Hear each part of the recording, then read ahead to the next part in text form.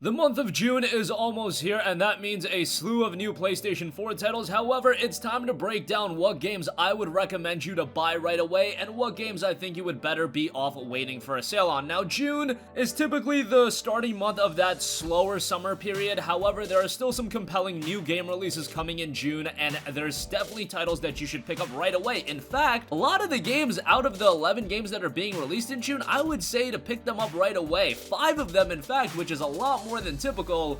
Usually I try to limit it to 2 or 3, but the games that are coming in June, if you have a modicum of interest in them, I would say don't even wait on a sale for them, buy them right away. And I'll explain why as we talk about each individual game. Of course, there are a couple of titles I would say you're better off waiting on a sale for, and I'll give you my rationale and theory as to why that is as well. But kicking things off in the buy category, without a doubt, my most anticipated game in June. If you have interest in Judgment, I would definitely pick it up right away. Now, in the case of Judgment, these Sega Yakuza titles usually hold up in price for quite a while. Maybe you'll see a $20 off discount by the end of summer or Black Friday around that time period, but I would imagine that it's going to hold up at that $50 to $60 range for quite a while. And in terms of value and the content that you're getting, expect a quality game out of Judgment, given that it's from the Yakuza guys, given that this game has already been released in Japan and we know the game did incredibly well. However, there was a little bit of controversy and a little bit of skepticism from me on whether or not this game would actually make it over here in the West. Good thing that Sega remedied all of those issues, and Judgment will be dropping on June 25th. As far as that $59.99 price point, yes, I don't recommend a lot of games at a full $60, but if you guys have played the Yakuza games, you know how much content are in those games. Judgment has already been received well in Japan. Visually, it's great, and if you're a newcomer to the series, or I should clarify, just a newcomer to their games in general, because Judgment doesn't really relate to Yakuza's storyline, and you can jump in no problem. And best of all, there is English voiceovers, which I know is something that a lot of you guys are not going to want to utilize. However, if you do want to grow this game more, you do need English voiceovers, and I'm happy Sega went that route. Of course, if you do want to play with Japanese voiceovers and subtitles, you can absolutely do that as well. Expect a really good game here, and if you do buy the game digitally, you'll actually be able to play it on June 21st instead of June 25th. The physical copy drops June 25th, but definitely would say Judgment is a buy. Alright, next up, for those of you that are invested into Elder Scrolls Online, Elder Scrolls Online Elsewhere is also a buy. This is $39.99.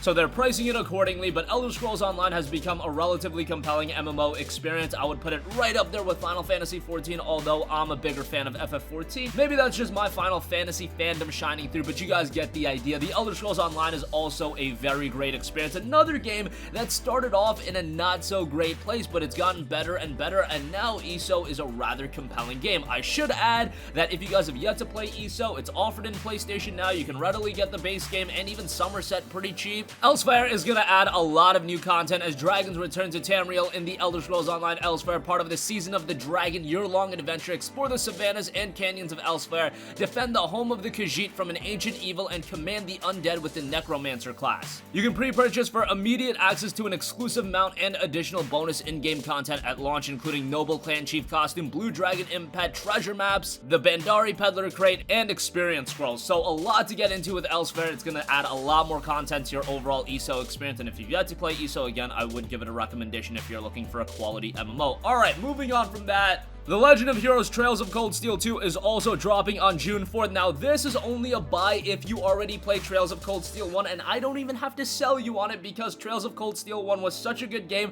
had such a great ending, and Trails of Cold Steel 2 picks up right from that ending. So I don't want to get too invested into the story of this game or anything like that. You guys already know what to expect out of this one. It's going to be $49.99, which you can say is kind of pricey for a game like this that was originally a PlayStation Vita and PlayStation 3 title, and it's been out for quite a while, but still, these games are phenomenal, and if it's your first time playing Trails of Cold Steel 2, you are in for a ride, because this is where Trails of Cold Steel really gets going. This is where the heat of the story picks up. And if you've yet to play Trails of Cold Steel 1 and you're a fan of JRPGs, definitely do give that a look. But if you're looking forward to Trails of Cold Steel 2, obviously it's a buy. It's dropping June 4th. Next up, this one I was a little hesitant on whether or not to say it's a buy or a wait for a sale, but it's a buy in my eyes, and that's Bloodstained Ritual of the Night. That's dropping June 18th. Now, some of you guys might think this is an obvious buy. However, some of you guys might not know the pricing of this game. I think a lot of you guys are expecting this game To be priced at $19.99 or $29.99 at the most, it's actually $39.99, which kind of surprised me. That's a hefty price point in comparison to a game like Mighty No. 9, which wasn't very good, but that was a Kickstarter game. It was $29.99. Bloodstained Ritual of the Night being $40 isn't too big of a deal, given that the game itself looks pretty great, and in the case of Mighty No. 9, that game was just a train wreck. But of course, if you are a fan of Castlevania, Bloodstained is a game to be on the lookout for. It's an exploration-focused side-scroller action RPG, packing all of the best features you've come to know and love from Metroidvania genre into a single content-packed game. You play as Miriam, an orphan scarred by an alchemist's curse which slowly crystallizes her body. In order to save herself and indeed all of humanity, she must battle her way through a demon-infested castle summoned by Gebel, her old friend whose body and mind has become more crystal than flesh. Again, I was a little hesitant on giving it a recommendation right out the gate and saying it's a buy right out the gate, but that $40 price point is probably going to be well worth it, and I don't imagine that a game like this is going to go on sale all too quickly, especially if it does deliver from a quality standpoint. Alright, lastly, also a buy, Crash Team Racing Nitro-Fueled. That's dropping June 21st. This is being priced accordingly at $40, and given that it is an Activision release, and if you go back and look at the release of Crash Bandicoot Insane Trilogy as well as the Spyro Trilogy, those games have really held up in price. You're still dropping like $30 on the Crash Bandicoot Insane Trilogy, so I imagine the Crash Team Racing Nitro-Fueled, that's not going to go on sale anytime soon either, and given that it is being released at $40, I think it's worth a buy right out the gate. Nitro-Fueled, on top of the original game, does add several new features. This, of course, including online multiplayer, the ability to choose different carts which can be customized by the player. The adventure mode has also been tweaked in addition to new cinematic cutscenes being added. You can choose between classic and Nitro-Fueled adventure modes, the latter of which allows players to change their character and kart between races.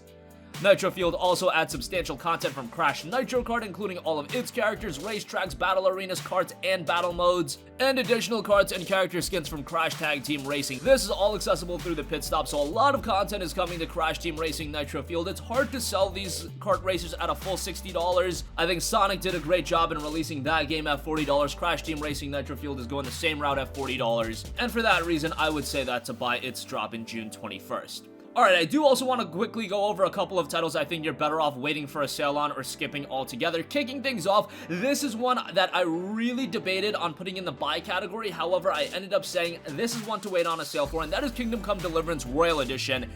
That is coming June 11th. Now, I am very high on the quality of KCD. I thought it was a great history-influenced RPG with some great visuals. Of course, technically, it did leave a lot to be desired at launch, but it got a lot better, and now with the Royal Edition, they're dropping the price to $40, and it includes all of the DLC packs. That includes Treasures of the Past, From the Ashes, The Amorous Adventures of Sir Hans Koppen, and Bands of Bastard. On top of that, you get the all-new DLC, A Woman's Lot, where you play as Teresa in a standalone questline. All that content for $40 sounds awesome, but guess what? If you've already waited, how long has it been? 15 months? I think you're better off just waiting a little bit longer, because I could very well see by the end of this year that this game is down to that $20 range, and then you just make out like an absolute bandit. That's usually what happens, I've noticed, whenever they release one of these Game of the Year or Complete Editions. They drop the price shortly thereafter, because it's not like, from a publisher standpoint, there's a lot of investment in selling this game at full price. It's a game and a lot of content that they've already released, and they're bundling it together. We kind of saw that with Nier Automata Game of the Yorha Edition. They put that out, and Nier Automata for a while was a game that was holding up in price, but the Game of the Yorha Edition has steadily been dropping in price already. And I imagine KCD Royal Edition is going to feature something pretty similar. Now, if you're eager to play KCD, by all means, pick it up for $40. I thought it was a great game, and you're going to get a ton of content here, but just assessing it from a value standpoint and trying to figure out how you guys can save the most money, I do think the Royal Edition is going to go on sale fairly quickly, and you can get it even cheaper than the already great $40 price point. So in that case, I'm going to say wait on a sale for it. Warhammer Chaosbane is also dropping on June 4th. I'm excited for this game, but a $59.99 price point for Chaosbane seems a little bit too steep for me. It's a hack and slasher set in the Warhammer fantasy universe, with its story written by Mike Lee, Games Workshop writer, and its soundtrack is composed by Chance Thomas, who is from the Lords of the Rings Online. It touts modern hack and slash 4 character classes, each with different styles of gameplay, skills, and specific customization. Looks like a quality dungeon crawling hack and slasher. However, that $60 price point is just so steep for me that I would say wait on a sale for this one, and I don't see it doing incredibly well commercially. And I could see it going on sale rather quickly, but that's my 2 cents. Effie is another game I would say wait on a sale for. Could very well see this being a PlayStation Plus title down the line. It's a pretty interesting game. It's a PlayStation 4 console exclusive. It's a 3D action-adventure game that combines classic elements from the genre such as combat, platforming, and puzzles, touts inspiration from a lot of other games such as The Legend of Zelda. Definitely get that vibe from, say, a Wind Waker or something like that. Effie looks to be a compelling game. I don't believe we have a price point either, but in any case, I would say wait on a sale, maybe a PlayStation Plus title down the line as well, or it could just hit a discount pretty quickly as a downloadable title, but one to definitely keep your eyes on.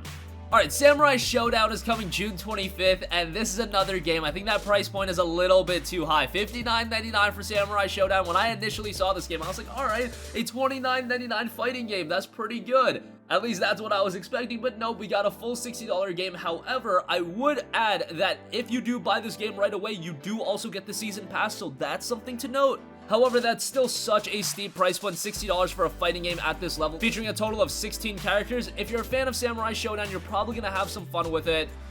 $60 is just really steep for me for a fighting game like this, so I'm gonna say wait on a sale for this one. Next one is one that I think a lot of you guys are eager to buy right away, and I really wouldn't put anything against you, and that is The Sinking City. That's dropping June 27th. These psychological horror Lovecraft games always have my interest and always have me incredibly captivated, so from a personal standpoint, I will be checking this out right away just because I am so captivated in how they're presenting the main character, him going through some psychological turmoil. I think the game has a lot of potential. However, again, a full $60 price point. I do see this game going on sale rather quickly, but I could also very well see this being an absolute sleeper hit that does retain its price point for a little bit. I say wait for a sale now, but you could also be of the mindset of waiting on the reviews. This is one I probably wouldn't pre-order because I could see this game being, you know, a 6 or 7 out of 10, disappointing some people, but from a presentation and storytelling standpoint, I think the game is going to be top-notch. I'm a little hesitant on the gameplay, but we'll see how it turns out as The Sinking City drops June 27th. Again, one title that a lot of you guys are super eager for. You're probably going to pick it up right away, and I'm in that boat as well, but just assessing at it from an objective viewpoint,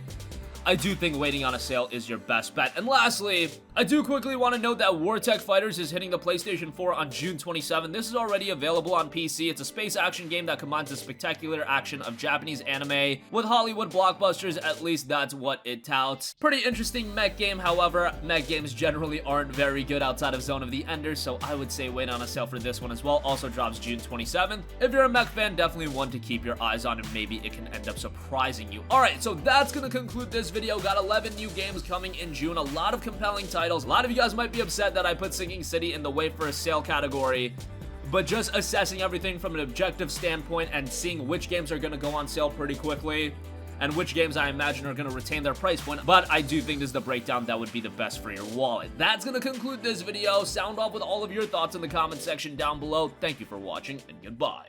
Hey guys, we hope you enjoyed the video, and if you did, make sure to hit the subscribe button, and if you're already subscribed, do us a favor and hit the bell icon. This way you'll be notified whenever we post a new video. That's the best way to keep up with all of our uploads, and we usually try to upload 2 videos a day. And with the bell icon hit, you'll be notified whenever we do upload a video. As always, thanks for watching.